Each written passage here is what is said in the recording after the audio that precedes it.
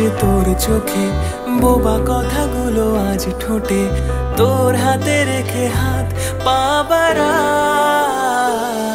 ঠিকই ভাবে গল্প তোর দু চোখে রেখে চোখ, ঠিক এভাবে গল্প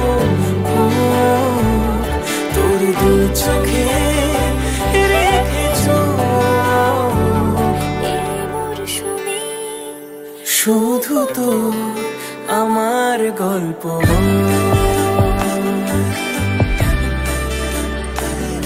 এই মরশুমে শুধু তো আমার গল্প।